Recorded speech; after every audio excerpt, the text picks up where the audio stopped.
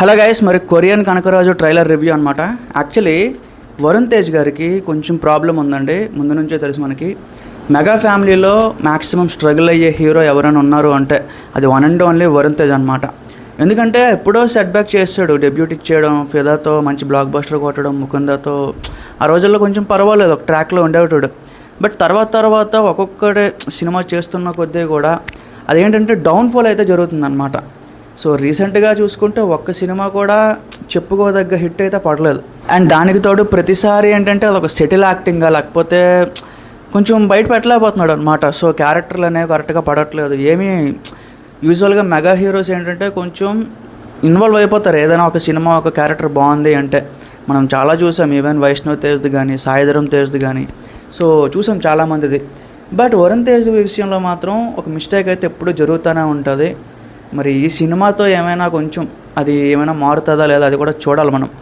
ఈ సినిమాలో main plus point ఏంటి అంటే ఈ సినిమాతో డైరెక్టర్ మేర్లపాక్ గాంధీ. సో మనకి ఇంతకుముందు ఒక సినిమా తీశారు, వెంకటాద్రి ఎక్స్ప్రెస్ అని చెప్పి. చాలా బాగుంటుంది, మంచి కామెడీగా చాలా బాగుంటుంది అనమాట. బట్ తర్వాత తీసిన సినిమాలు ఇప్పుడు నాణ్యత ఒక జ్యువెలరీ ఒక సినిమా ఉంటుంది, పేరు గుర్తు రావట్లేదు.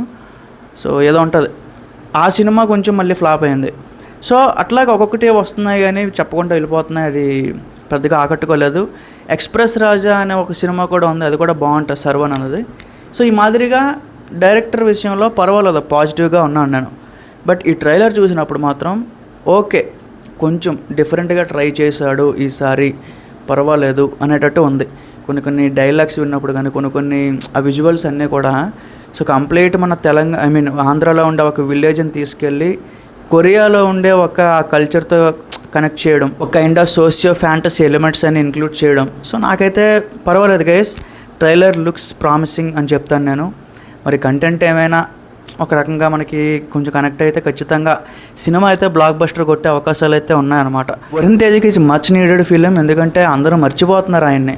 ఇప్పుడు విజయ్ దేవరకొండ ఎట్లాంటి ఒక డౌన్ఫాల్లో ఉన్నాడో దానికన్నా డౌన్ఫాల్లో ఉన్నాడు. ఇప్పుడు మీకు కొంతమంది హీరోల పేర్లు చెప్తాను. ఇప్పుడు ఆది సాయి కుమార్ ఉన్నాడు, ఆయన 25 సినిమాలు తీస్తే 3 హిట్లు అయినాయి. అందులో నితిన్ కూడా ఉన్నాడు, ఆయన కూడా 32 సినిమాలు తీస్తే అందులో 4-5 హిట్లు అయినాయి.